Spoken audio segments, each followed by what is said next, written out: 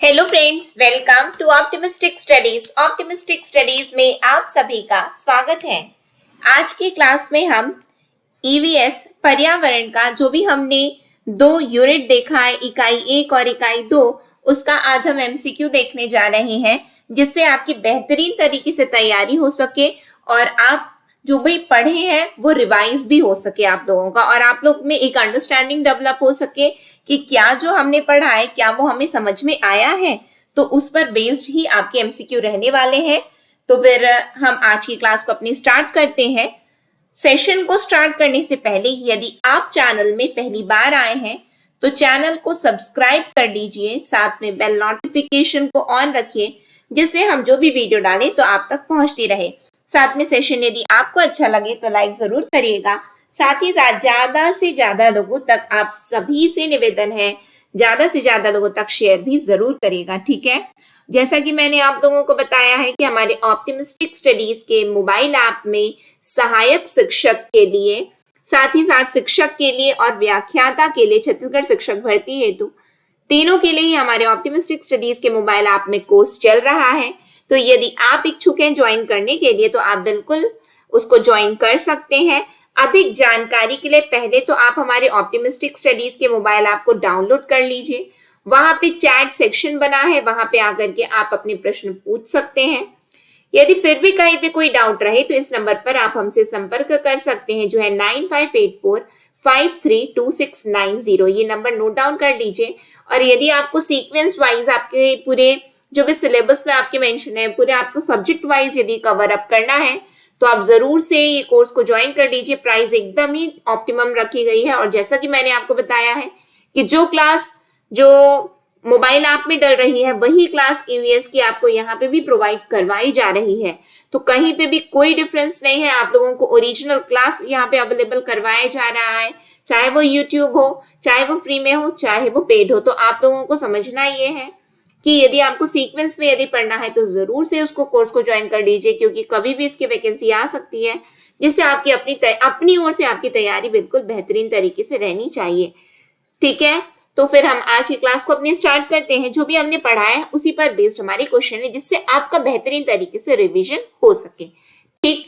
तो आज की क्लास का हमारा पहला क्वेश्चन है कि प्राकृतिक और सामाजिक सांस्कृतिक पर्यावरण के बीच अंतःक्रिया का उदाहरण है वनों की कटाई, शिकार, निर्माण कार्य, उपरोक्त सभी। बताइए प्राकृतिक एवं सामाजिक सांस्कृतिक पर्यावरण के बीच में जो अंतःक्रिया का उदाहरण है क्या होगा, ये आपसे पूछा जा रहा है। देखिए अंतःक्रिया, इंटरैक्शन का एग्जाम्पल आपसे पूछा जा रहा है। और पर्यावरण क्या क्या होते हैं, उसके दो कौन कौन से घटक होते हैं, वो भी हमने डिस्कस किया है अपने फर्स्ट क्लास में, हमने डिस्कस कर लिया है, ठीक है। तो आप लोगों को बताना है इसका आंसर। बताइए क्या होगा। यहाँ पे मैं यहाँ पे डायरेक्टली आपको आंसर बता रही हूँ। आपको करना क्या है, आप जब वीडियो आपके मोबाइल स्क्रीन में दिखाई दे तो पॉज करिए, अपने मन में सोचिए, फिर देखिए क्या आपने सही सोचा है, ठीक है। तो हम यहाँ पे डायरेक्टली आंसर पे टिक कर रहे हैं, ऑप्शन नंबर डी, यानी कि द। और देखिए यदि आपको इसका लाइव सेशन चाहिए ना तो please do let me know. आप कमेंट सेक्शन में कमेंट करके भी बताइएगा कि आपको इसका लाइव सेशन भी चाहिए, तो मैं लाइव आकर के आप लोगों को पढ़ा दूंगी, ठीक है। अभी लेकिन आपको रिकॉर्डेड सेशन मिल रहा है, ठीक। चलिए फिर हम देखते हैं नेक्स्ट क्वेश्चन। नेक्स्ट क्वेश्चन है हमारा, पर्यावरण के अंतर्गत आते हैं। बताइए पर्यावरण के अंतर्गत क्या आते हैं। अभी हमने क्या देखा कि प्राकृतिक पर्यावरण, सामाजिक सांस्कृतिक पर्यावरण। अब उसके आप पहलू बताओ क्या क्या आता है। पेड़ पौधे, जीव जंतु, रिश्ते नाते, संस्कृति, मकान, सड़कें, पूजा स्थल, उपरोक्त सभी। बताओ पर्यावरण के अंतर्गत क्या आता है। अब यदि हम प्राकृतिक पर्यावरण की बात करें तो उसके अंतर्गत क्या आ जाएगा आपका, पेड़ पौधे, जीव जंतु। सामाजिक एवं सांस्कृतिक पर्यावरण की बात करेंगे तो ये आपका सभी रिश्ते नाते, संस्कृति, ये सभी चीजें। फिर मकान, सड़कें, पूजा स्थल, ये भी होता है क्या ये भी पर्यावरण के अंतर्गत आता है क्या। जी हाँ, बिल्कुल आता है। हमने कहाँ देखा है, तो हमने भाई जो हमारा लेक्चर नंबर 1 था ईवीएस का, उस पर हमने देखा है। तो यदि आपने नहीं देखा है तो वर्ग 3 नाम से प्लेलिस्ट बनी हुई है, आप उसमें जाकर के देख सकते हैं। और जो हमारे जो मोबाइल ऐप के जो बच्चे हैं तो उनको वीडियो अवेलेबल करवाई गई है मोबाइल ऐप में, तो वो बच्चे लोग वहां पे देख लेंगे, ठीक है। जो भी मतलब कि जो भी हमारे ऑप्टिमिस्टिक स्टडीज मोबाइल ऐप में जो भी एनरोल्ड स्टूडेंट्स हैं वो लोग वहां पे देख लीजिए। ठीक, नेक्स्ट क्वेश्चन में हम आते हैं। नेक्स्ट क्वेश्चन क्या है हमारा, धूम्रपान से होने वाला प्रमुख रोग बताइए। 6 फेफड़ों का कैंसर, अल्सर, अनिद्रा। बताओ क्या होता है। अब धूम्रपान है भाई, इतना धुआं उड़ाओगे तो क्या हो जाएगा, बोलते हैं ना फेफड़े तुम्हारे खराब हो जाएंगे, तो बस फेफड़े खराब हो रहे हैं। ठीक, तो क्या है option number B. Next question, बच्चों में सामाजिक भावना का विकास करने के लिए निम्न में से कौन सा प्रयास सर्वोत्तम है। अब बताओ, पॉज करो, सोचो, बताओ क्या होगा। बच्चों में सामाजिक भावना का विकास करने के लिए, सामाजिक भावना का विकास करवाना है तो विद्यालय में विभिन्न त्योहारों का आयोजन करना, अभिभावकों को विद्यालय में आमंत्रित कर बैठकों का आयोजन करना, बच्चों को स्वस्थ स्पर्धा के लिए तैयार करना, विद्यालय में बाल मेला आयोजित करना। सामाजिक भावना का विकास कैसे होगा बताओ तो। सोशलाइजिंग नेचर बच्चों में कैसे आता है, देखो सोशलाइजिंग नेचर बच्चों में तब आएगा जब आप क्या करोगे, जब आप बच्चों को स्वस्थ स्पर्धा के लिए तैयार करोगे, सामाजिक भावना आएगी लोगों के लिए करने के लिए कि नहीं वो तो मेरा प्रतिद्वंदी है, गिर गया तो उठाना नहीं, जाओ आप जीत रहे हो, अच्छी बात है, उसको उठाओ। सामाजिक भावना है, ये क्या है, सोशलाइजिंग नेचर है। बी, वी आर सोशल एनिमल ना, human beings are social animal बोला जाता है ना, तो स्वस्थ स्पर्धा के लिए तैयार करना, सामाजिक भावना का विकास करने के अंतर्गत कौन सा प्रयास सर्वोत्तम है, स्वस्थ स्पर्धा को के लिए आप तैयार करिए। ठीक, नेक्स्ट क्वेश्चन में हम आते हैं। नेक्स्ट क्वेश्चन है आपका, विश्रामावस्था में स्वस्थ व्यक्ति की हृदय की प्रति मिनट धड़कन होती है। बताओ, विश्राम कर रहा है स्वस्थ व्यक्ति तो उसके हृदय प्रति मिनट धड़कन उसकी कितनी है, 72, 70, 75, 80। बताओ, पॉज कर लो, सोचो, बताओ क्या होगा। यहाँ पे हम आ जाते हैं डायरेक्टली अपने आंसर पर। हमारा करेक्ट आंसर क्या है, 72, 72। ठीक है, नेक्स्ट क्वेश्चन में, ये ना स्ट्रेट फॉरवर्ड क्वेश्चन है, इसमें एक्सप्लेनेशन की कोई बात ही नहीं है। निम्न में से कौन वायुमंडल की स्वतंत्र नाइट्रोजन का स्थिरीकरण करता है। नीली, हरी, शैवाल, प्रोटोजोआ, कवक, वायरस। बताओ क्या होगा, वायुमंडल की स्वतंत्र नाइट्रोजन का स्थिरीकरण करता है। नाइट्रोजन साइकिल आपने पढ़ा है क्या, नाइट्रोजन साइकिल क्या आपने पढ़ा है क्या। देखो आपको नाइट्रोजन साइकिल पढ़नी रहती है, कार्बन साइकिल पढ़नी रहती है, ऑक्सीजन साइकिल पढ़नी रहती है, ये मेन साइकिल, साथ में सल्फर साइकिल होती है, फॉस्फोरस साइकिल होती है, ये सब साइकिल हमको पढ़नी रहती है। आपने कौन सी पढ़ी है, अब आप ये बताओ। यदि आपने इनमें से कोई भी पढ़ी है तो आपको थोड़ा आइडिया होगा। ठीक है, नहीं भी पढ़े कोई दिक्कत नहीं, मैं आप लोगों को पढ़ा दूंगी। लेकिन यहाँ पे हम डायरेक्टली आंसर पे आते हैं, नीली, हरी, शैवाल। निम्न में से वायुमंडल की स्वतंत्र नाइट्रोजन का स्थिरीकरण करता है कौन, नीली, हरी, शैवाल। ठीक है, नेक्स्ट क्वेश्चन में हम आ जाते हैं। नेक्स्ट क्वेश्चन क्या है, विटामिन ए की कमी से होने वाला रोग है। रिकेट्स, रतौंधी, स्कर्वी, क्वाशियोरकर। विटामिन ए की कमी हो गई है तो नाइट ब्लाइंडनेस आ जाता है। क्या आता है, नाइट ब्लाइंडनेस यानी कि रतौंधी। देखो मैंने आपको पहले ही बोला है कि आपको पॉज करना है, यदि मैं बहुत देर तक रुकूंगी तो वीडियो लंबा हो जाएगा कि मैं रुक रुक करके पढ़ा रही हूँ, तो इसीलिए आप लोग पॉज करो, अपनी गति से सुनो। ठीक है, नेक्स्ट क्वेश्चन में हम आते हैं। नेक्स्ट क्वेश्चन क्या है हमारा, नेक्स्ट क्वेश्चन है, पर्यावरण की पाठ्यचर्या में शामिल होना चाहिए। पर्यावरण की पाठ्यचर्या में क्या शामिल होना चाहिए, बच्चों के अनुभव, स्कूल का वातावरण, उपयुक्त पाठ्यक्रम या उपरोक्त सभी। बताओ, पर्यावरण की पाठ्यचर्या में शामिल क्या होना चाहिए, याद करो, सर्वे किया गया था क्या, जी हाँ। तो सर्वे क्या था कि आपको क्या, आपने क्या देखा। ठीक है, तो यानी कि बच्चों के अनुभव भी होने चाहिए। स्कूल का वातावरण, ये बताओ, पूछा गया ना कि स्कूल के पास में जो जंगल है उसमें तुमने क्या क्या देखा, तो वहां पे क्या असर पड़ेगा कि स्कूल का भी वातावरण कैसा है, वह यहाँ पे वायु, जल, इससे संबंधित। फिर उपयुक्त पाठ्यक्रम तो उसके बिना आप पढ़ाई कर पाओगे क्या, नहीं कर पाओगे।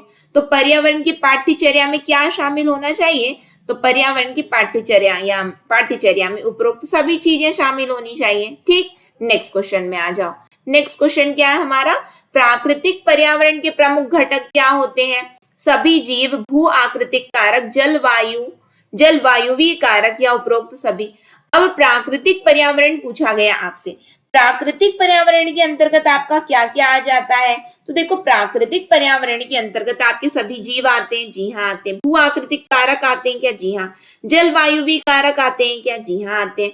तो करेक्ट आंसर क्या होगा? उपरोक्त सभी होगा। क्या होगा बताइए? उपरोक्त सभी। ठीक है, हमने कहाँ पे देखा है? तो हमारा लेक्चर नंबर 1 था ना, उसमें हमने ये देखा है, जहाँ पे हमने पर्यावरण के दो प्रमुख घटक होते हैं, प्राकृतिक और दूसरा क्या है? सामाजिक सांस्कृतिक। प्राकृतिक के अंतर्गत सजीव और निर्जीव आते हैं, उसमें हमने देखा था। तो आई होप थोड़ा आप लोग को याद आ रहा होगा। ठीक है, मैंने अपनी ओर से देखिए कोशिश की है कि आपको समझ में आए। मुझसे यदि कहीं पे मिस्टेक हो रही है या फिर आपको समझ में नहीं आ रहा है, प्लीज मुझे बताइएगा कि ये चीज आपको समझ में नहीं आई। मैं अपने में सुधार करने की पूरी कोशिश करूंगी। ठीक है, नेक्स्ट में आ जाइए। बच्चों के लिए सीखने के अवसर प्रदान करने के लिए आप इनमें से क्या नहीं करेंगे? आप क्या चीज नहीं करोगे? आप सीखने का अवसर दे रहे हो, ध्यान रखना क्वेश्चन क्या है। क्वेश्चन है आपसे कि सीखने का अवसर आप प्रदान कर रहे हो, अब उसमें आप क्या नहीं करोगे कि बच्चे सीख जाएं? आप क्या नहीं करोगे पूछा गया है। बच्चों को समस्या सुलझाने के लिए प्रेरित करेंगे, उनकी अवधारणात्मक संरचना को स्पष्ट करने में मदद करेंगे, उन्हें सुझाव व संकेत देंगे जिससे वे नया ज्ञान सीखें, उन्हें सही उत्तर अच्छी तरह समझा देंगे। बताइए, सीखने का अवसर आप प्रदान कर रहे हो। हम लोग बोलते हैं ना कि माता पिता, बहुत बार माता पिता बोलते हैं कि बच्चे सीखें, तो बच्चे सीखे तो उसमें माता पिता क्या कि यदि हम देखें माता पिता और शिक्षक, पहली बात तो वो बिल्कुल समस्या आप अपने से सुलझाओ, तो प्रेरित करोगे आप, बिल्कुल आप तो करोगे, नहीं करेंगे बोला गया, आप करोगे ये चीज। फिर उसके बाद में यदि उनमें कोई कॉन्सेप्चुअल क्लियरिटी नहीं है तो आप उसको कॉन्सेप्चुअल क्लियरिटी उनको दोगे, यानी कि उनकी अवधारणात्मक संरचना को स्पष्ट करने में मदद करोगे, बिल्कुल करोगे ये चीज, नहीं करने की बात ही नहीं है। आप उनको सुझाव दोगे, संकेत दोगे जिससे वे नया ज्ञान सीखें कि ये चीज को आप, हाँ यहाँ से एक बार देखना, इसको गूगल कर लेना, यूट्यूब में ये वीडियो देखना। आप उनको सुझाव दे रहे हो, संकेत दे रहे हो कि देख लेना, तुमको बिल्कुल पता चल जाएगा, ये आप करोगे। उन्हें सही उत्तर अच्छी तरह समझा दोगे। आप सही उत्तर यदि उनको बता दिए तो सीखने के अवसर उनको आपने कहाँ प्रदान किया? अपने से उनको करने दे रहे हो ना, तभी तो आप सीखने के अवसर प्रदान कर रहे हो। तो ये चीज आपको नहीं करना है। ठीक है, आपने यहाँ पे कर दिया तो उनको सीखने का अवसर मिला? नहीं मिला। आपको पता था, आपने वो चीज को उनको दे दिया, तो समझाने वाली बात सीखने का अवसर के अंतर्गत नहीं आती है। समझ में आया?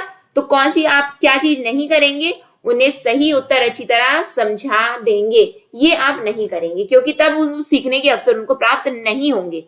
ठीक, नेक्स्ट क्वेश्चन में आ जाओ। आई होप क्लियर हुआ होगा आपको। बच्चे को समाजीकरण का पहला पाठ कहाँ से प्राप्त होता है? बच्चे सोशलाइजेशन कहाँ से फर्स्ट टाइम सीखते हैं? परिवार से, विद्यालय से, सांस्कृतिक केंद्र से या धार्मिक केंद्र से? समाजीकरण का पहला पाठ कहाँ से प्राप्त होता है बच्चों को? तो सबसे पहले बच्चा कहाँ सीखता है? सबसे पहले बच्चा अपने परिवार से सीखता है। तो करेक्ट आंसर क्या होगा? ऑप्शन नंबर ए होगा। ठीक है, नेक्स्ट क्वेश्चन। नेक्स्ट क्वेश्चन क्या है हमारा? समाजीकरण के संबंध में निम्नलिखित में से कौन सा कथन गलत है? अब समाजीकरण के विषय में, सोशलाइजेशन के बारे में आपसे पूछा गया है कि विच वन इज इनकरेक्ट। अब इनकरेक्ट कौन सा है?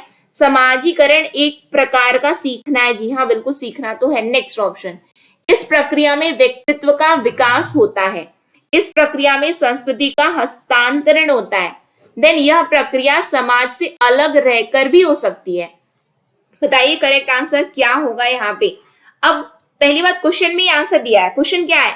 समाजीकरण, मतलब समाज में रह करके सीख रहे हैं।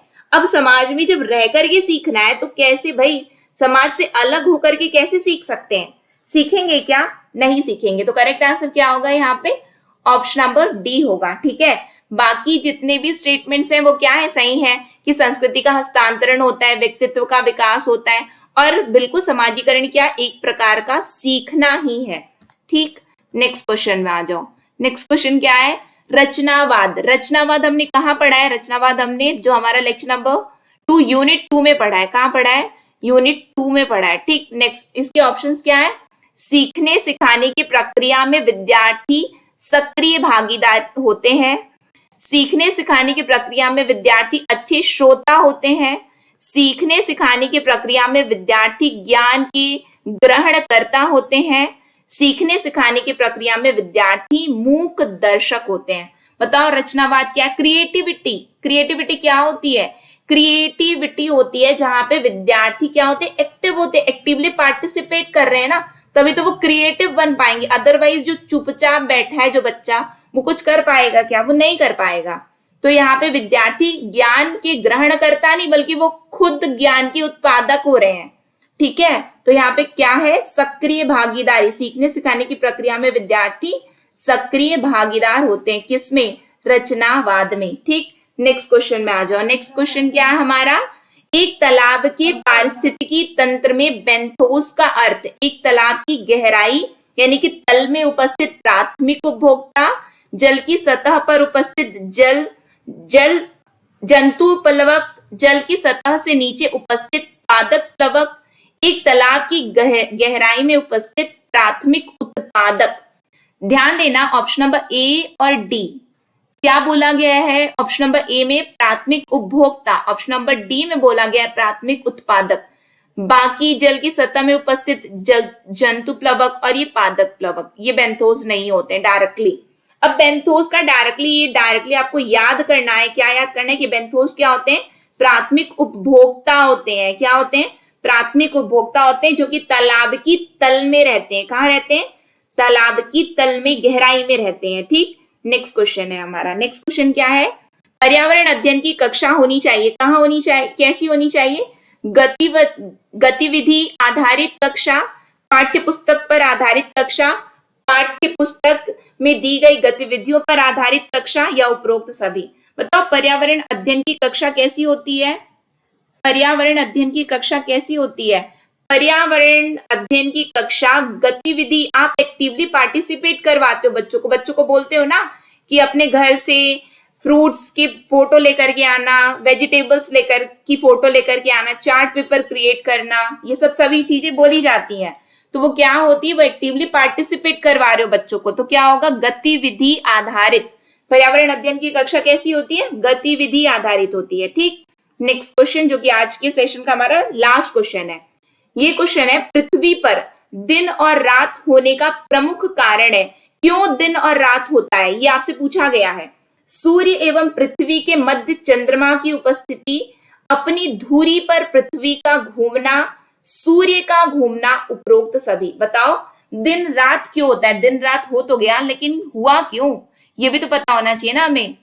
तो क्यों होता है दिन और रात? दिन और रात इसलिए होता है क्योंकि पृथ्वी अपनी धुरी पर घूम रही है। क्या होता है? पृथ्वी अपनी धुरी पर, on the axis, rotating on its own axis.